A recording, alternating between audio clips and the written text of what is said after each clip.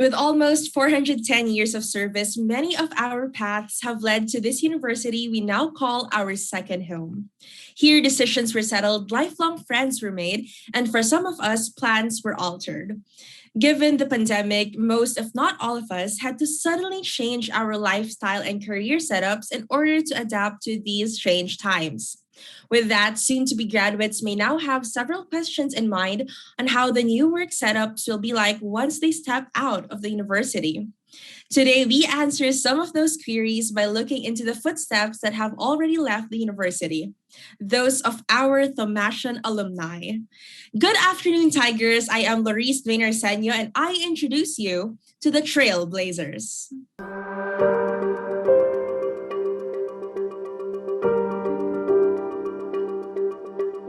Given these trying times, several of us have become modern day heroes, from the blue collar workers who willingly expose themselves to the virus just to make it through the day, to the researchers and scientists staying inside their laboratories day and night in hopes of finding the end to this everyday tragedy. As greatly emphasized by the media and the nature of this pandemic, the generals are the strongest forces in fighting the virus are those continually putting their lives at risk just to assure at least one person gets to see another tomorrow with their loved ones, our healthcare and medical workers. Today, we invite you to bring out your anatomy book and passport as we travel in between the research and onwards to Europe, where one of our Thomasian nurses had the opportunity to get a glimpse of this disaster's end through giving the first COVID-19 vaccine outside of clinical trial last December 2020. But before we get into that, feel free to leave some of your insights and reactions in the comment section at the bottom of your screen or at the right side of your screen. Or tweet us at USC Tiger TV using the hashtag behind the first jab. Again, that's at USC Tiger TV with the hashtag behind the first jab. Since becoming a registered nurse in the year 2000, she has worked in the operating theater as a scrub nurse and under the recovery post anesthetic care unit. Additionally, she was also a clinical education lead prior to becoming a modern matron. Through her active participation in their peer vaccination program, as mentioned, she was entrusted to give the first COVID-19 vaccine outside clinical trials last December 2020. Currently working as a senior nurse at the University Hospital of Coventry and Warwickshire NHS Trust, please give a warm round of applause to Nurse May Parsons. So welcome to the show, Nurse May. Thank you for having me today. Thank you so much. This interview is 1,000 miles away. So how are things over there at the United Kingdom? It's currently sunny, a bit chilly, but it's okay. COVID restrictions are being lifted step by step. So, and COVID cases are also way down in the community as well as in the hospital. So it's all good here. Okay, so slowly recovering from the pandemic, slowly. So slowly but surely. As a nurse over there, how are you currently facing the situation right now? So at the minute, we've obviously been given vaccination rollout since December. We have currently given 56 million of COVID vaccines across the United Kingdom. So that is well underway. We are currently giving vaccinations for people aged 38 to 39, I think, at the minute. So we're nearly getting there to vaccinating everyone, and we're still having some trials for new vaccines for the younger population. So at the minute in the hospital where I work, we're housing the respiratory wards that I manage. We are actually having very low amount of COVID positive patients. I think the last time I checked, we only had 2 in the whole hospital. That's very good news. Yes, absolutely. So it's getting there. The numbers are continually declining, but obviously we're still prepared to ensure that when a third wave comes or when a wave comes through, because as a result of the restrictions lifted, we are still ready. And, you know, we've got the agile working in terms of actually being able to deal with any peaks. So preparations there, everyone's recovering. It sounds really positive over there at the UK. But let's cut right to the chase. How did your experience as a Thomasian, do you think, how did that shape your perspective on the nature and environment of your work? Well, as a Thomasian nurse, I believe that we lead with our hearts. We serve. We've accepted the fact that this is our calling. There's no glamour in nursing. It's all about giving your part to the patients that you look after. It's about the dedication and compassion that we give our patients. And obviously, the top of our priorities as we care for our patients is that we treat them like as if they are our own. So the care that we give to each of our family members is the same as the way we care for the patients that we encounter. This is the way that I have been trained as a Thomasian nurse. So we deal with our hearts. We give everything to our patients, and I think that is kind of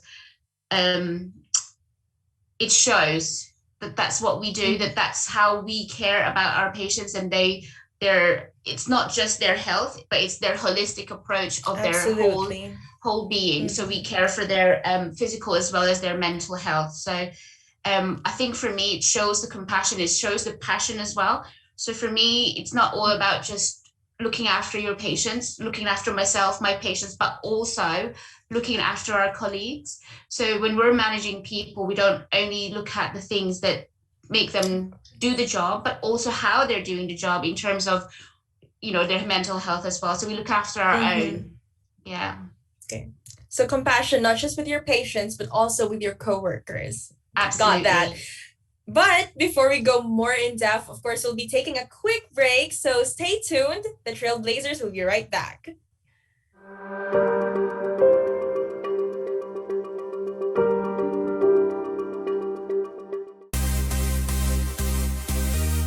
We are always on the move, always on track, and in full swing. Serving the Thomasian community by creating. Grow and growl with us. We are in full swing. We are the Tiger Media Network.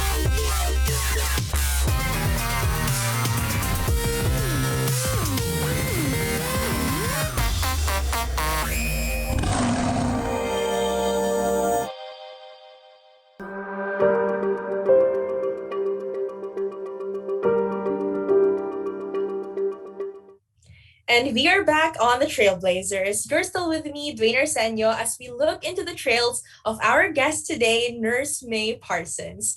Before the break, Nurse May gave us a sneak peek at how being a Thomasian nurse influenced her perspective on both her nature of work and her environment. Now we go more in depth, starting off with just a few questions, Nurse May.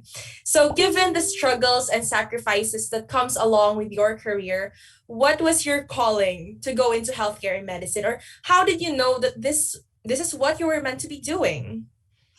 So when I was younger, I truly wanted to be a teacher. I wanted to care. I wanted to shape the future. Yes, I was, when I was in year 5, I wanted to be a teacher. I was helping with kindergarten kids, and I thought, oh, this is lovely. You teach them, you shape them.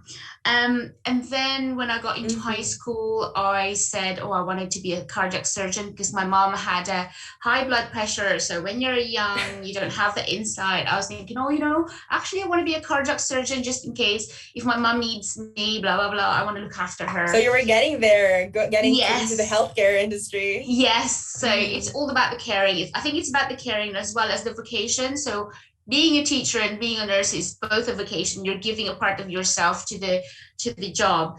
And then before we were obviously in our country, we have to have a pre-med course, and it has to be a Bachelor of Science. And I thought, you've got biology, you've got physiology, you've got physio, all of those things. And I thought, well, actually, if I want to be you were taking those in college. You were taking those courses in college. No, I was considering them.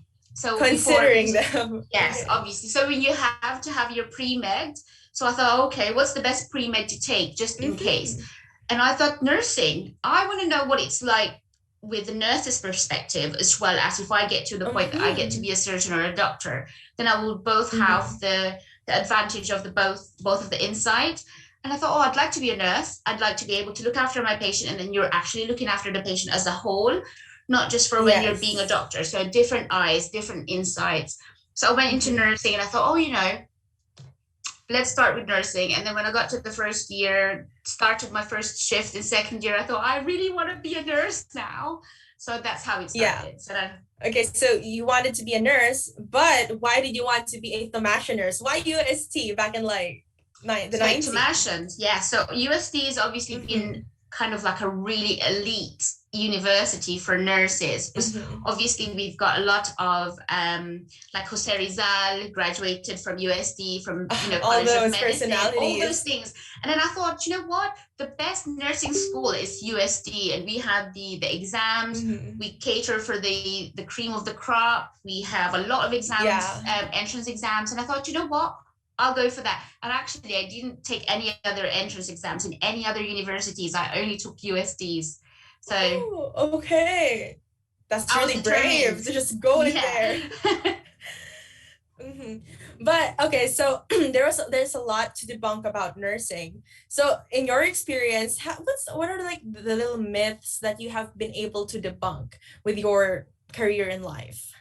Well, there is this view that nurses are the doctor's assistants. We are just there for, like the menial tasks for caring for patients, when actually we are the main people who looks after our patients. So when they say, oh, you're just the assistant for doctors and medics and things, that's wrong, because at the end of the day, we are the ones with the patients 24 hours a day, and we are the one who can accurately say to someone, this patient is getting worse, they're becoming acutely unwell, or we're the ones that sees them, not just for their physical health, but also for their emotional and mental health. So yeah, those are the things that I think, actually we're not just assistants. We need to be empowered to say that we are the best people that can tell our medical colleagues to say, I'm worried about my patients, and our opinions and our nursing diagnosis are relevant to the care.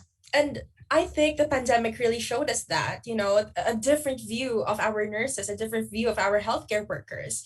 The pandemic really changed like how we view our nurses. Absolutely, yes. During this pandemic, actually in the Philippines right now, some student nurses, some medicine students are going back to school slowly. So what do you think about this, nurse? Do you think they should be going back to school? I mean, we need them, but the pandemic's still here. Yeah, so we never really stopped caring for patients. So the hospitals, all the clinics, the vaccination clinics are still ongoing.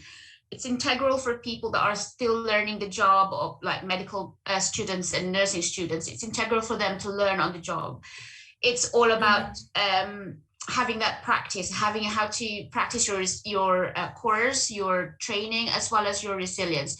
What I would say is that when they're going back to school, I would say you still have to be able to be agile in your response to the pandemic. Yes. You have to be able to be, we can't just sit and say, actually, you know what, pandemic has gone, the virus has gone. We can't. We have to make sure that we're not being complacent with our hand hygiene, with our PPEs, ensuring that we have social distancing, ensuring that we've got good ventilation. We have to be able to look after the future workforce. These are our future workforce that we're training, and it's integral that we look after them. So I think we need to be able to balance the risks against the dangers. So we need to be able to, ensure that they're safe. That's the foremost concern I will have. And we are taking that into consideration. I think even the students feel that. So here, do you have any tips for the future, these students, the future doctors, the future nurses, on how to get the most out of their online classes right now, since they're still doing remote learning? Yeah, so remote learning is all about engagement. So even if you're somewhere, in the city, if you're not at school, the engagement is really important. So say, for example, you're having your classes and you don't understand things. I think sometimes it's the availability of people to advise. Just because you're not in a classroom and you're not, able to see your professor after classes, there is such a thing as engagement in getting that. Yes. You have to have the attitude or develop an attitude of go-getter. So if you need something, you need to be able to get it. Because it's really difficult when you're far away and you live, 3 miles from school, and then you can't have someone there. There's always such thing as making communications better and more open, and we're more available. So for me, if I was the one teaching you, I'd be telling my classroom, look, I'm here. You can always email me, WhatsApp me, call me, please do, because at the end of the day, we want to be giving out the best out of our students. Yeah, just to make everything more interactive and like a face-to-face kind of vibe too, even if it's online. Absolutely. Yeah, absolutely. Because you can still do that. You can still have a respectful exchange, a respectful classroom interaction. But I think it's the engagement. Nurse May, I know that you have been in the nursing career path for a really long time, and you also know the struggles of the students. One word could you describe this whole experience? Privilege. So for me, for the nursing career that I've had for the last 25 years since starting my nursing education, I don't think people realize that how grateful we are to be given that privilege to look after people. So I think, say for example, if my neighbor's family has been entrusted to me to look after, I will do my utmost best for that person, whoever they are. If I know them, it doesn't matter if I know them or not, the care will be the same. For me, the trust given to us to look after those patients is a privilege. The privilege to connect with these people. Absolutely, Nurse May. We hear you. Okay, so we still have a little time left, so we'll be taking a quick break again. Stay tuned because the Trailblazers will be right back.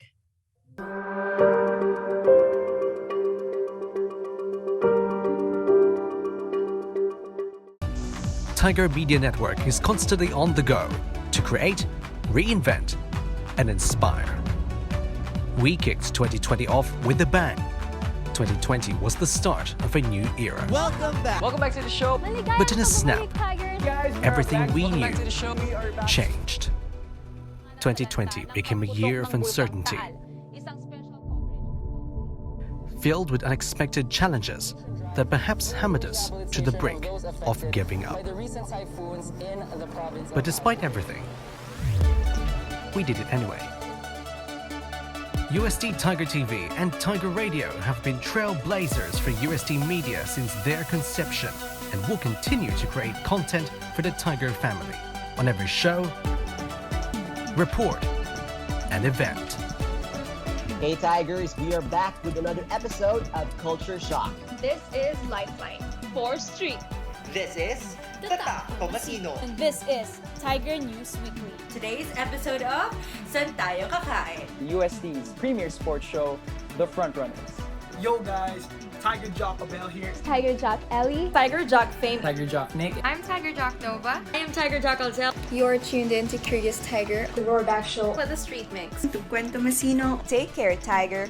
Hello, Anyong. Only on the station. Only at the station. Only on the station. Only on the station. Only on the station. Only on the station. Only on the station. On the only station. On the only station. Only on the station. Where you hear the roar. UST Tiger Radio.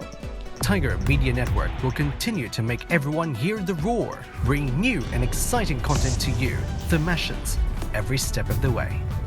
Stay tuned, Tigers, because with Tiger Media Network, the roar never falters.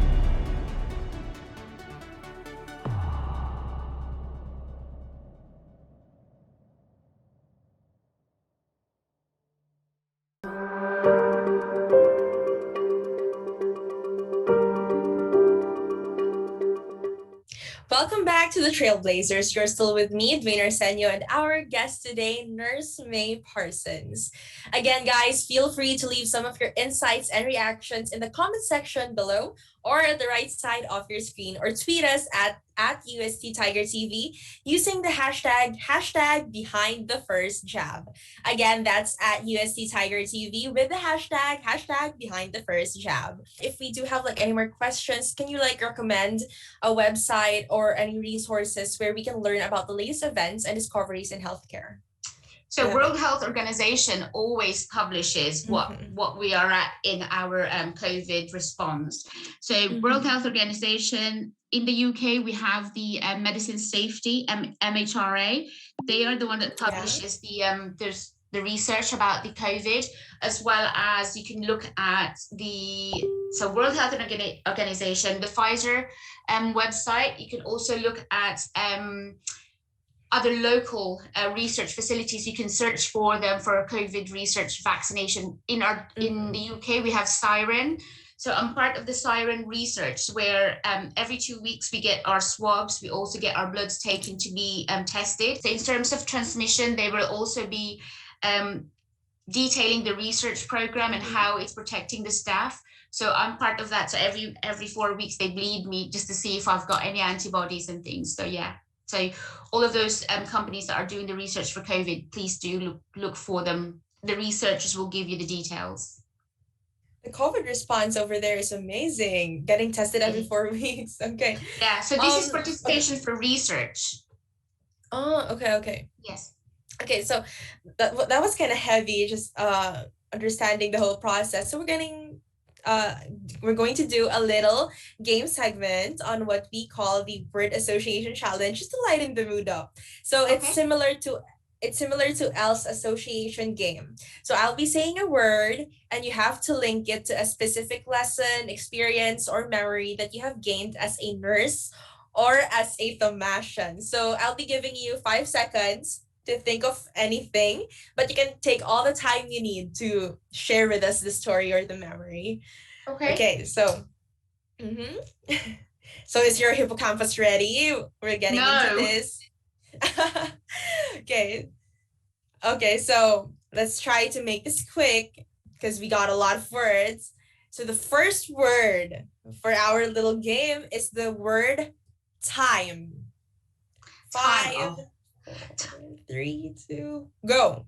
So time, we used to have exams every day. So we have to actually go, we need to be doing some revisions, but we also have our extracurricular. So we don't have time. So there was a point in time where in my third year college, we were doing some project and we were going to one of our schoolmates' house for an overnight. So we were doing projects. I think there was about 2 or 3 projects that we did for the last, 4 days in a row.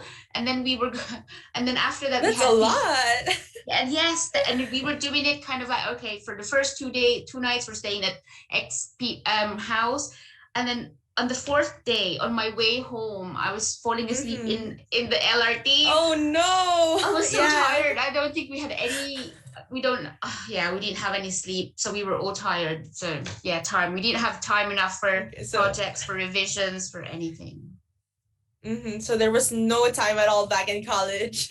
Yes, our revision times are so cramped. So okay, so the second word.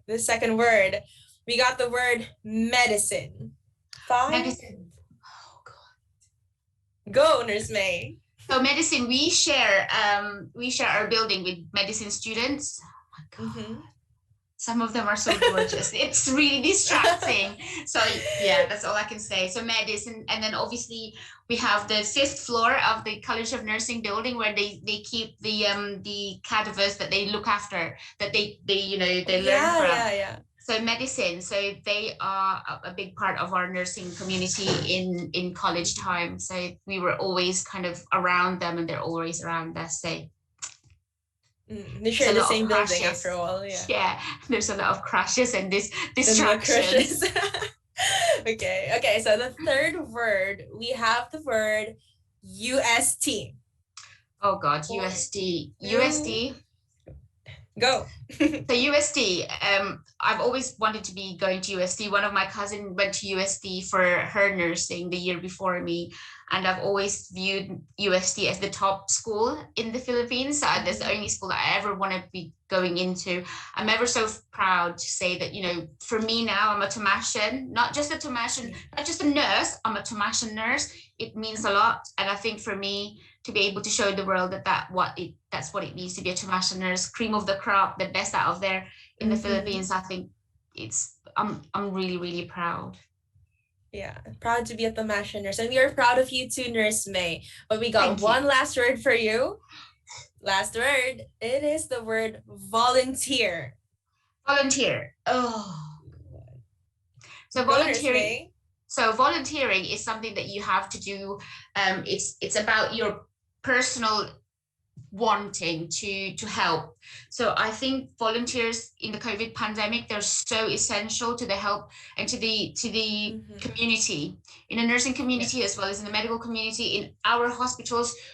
During the COVID, there has been so many volunteers that's come forward because they were furloughed, so they're not working, they have so much time in their hands, and when we call for people to volunteer to help us in the hospitals and in the community, they all went for it. And oh my god, they're godsend. Oh, that's overwhelming.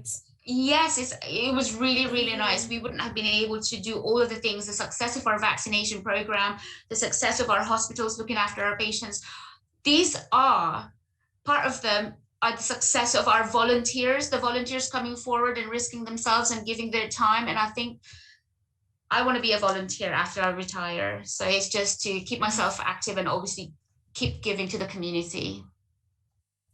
Yeah, that's really heartwarming actually, to see so many people come together to help each other. Absolutely. It's really good. It's really nice. And in the UK, we've got this thank you day for the 4th of July, which is the day before the 72nd birthday of our NHS. So we've collaborated with a lot of people and said, we should have a thank you day, not just for thanking the nurses, the medics, the hospital workers, the shop staff, the teachers, not just them, but also those volunteers that were really, really irreplaceable, and they've given so much of their time and risked their life to help out. And it's not even that, it's thanking the neighbors, your neighbors that could just be, giving you something for, like, if you've been isolating, giving you the food that you need because you can't get out.